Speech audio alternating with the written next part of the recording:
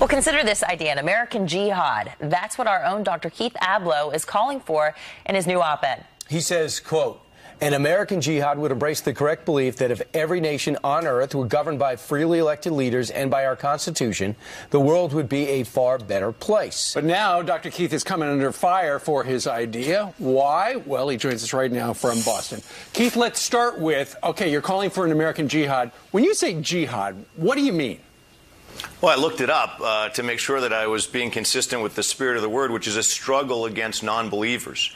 Those who don't believe in freedom, who don't believe in autonomy and liberty, are our natural enemies. And we need to again embrace the fact that we have manifest destiny as this country, as Americans, to not only remain American fundamentally in our own national character, but to spread our national character to other nations such that they would model ours. Okay, well, here's an excerpt from it. It says, we would accept the fact that an American jihad could mean boots on the ground in many places in the world where human rights are being denigrated and horrors are unfolding.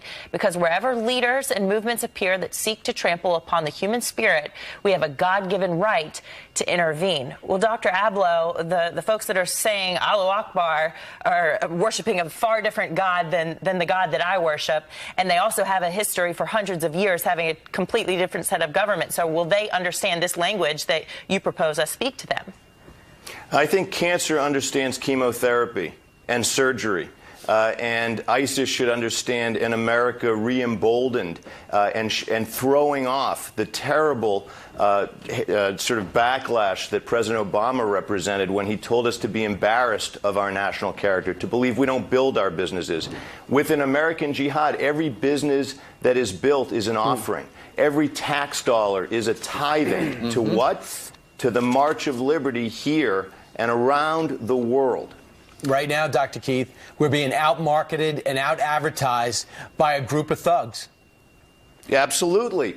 That's what I'm getting at. Let's re-embrace the brand from on high, which is the United States of America and our commitment to liberty. We didn't survive tyranny. We didn't defeat people in every war we've ever fought, essentially, for no reason. It's not by accident. It's because we're aligned with something called the truth. Sure. We should be proud of it, and we should act on it. Real quick before you go, you say we would tie American aid to incremental changes, not just in the attitudes, but in the structures of various countries. So if we're giving somebody a bunch of dough, you want to see some changes?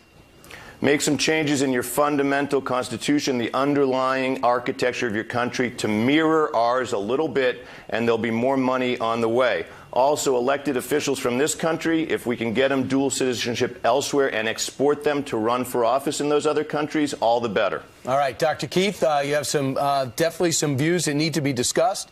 Thanks so much for joining us. What's to discuss? I think we just said it. I think you have to be open to new ideas. Thanks, Dr. Keith. Where do we get your column? We can get it on FoxNews.com. FoxNews.com in the opinion section. Great. Right. So, thanks so much. Meanwhile, what do you think about what Dr. Keith just proposed? Go to our Facebook page, and we're going to read your answers shortly. Also, coming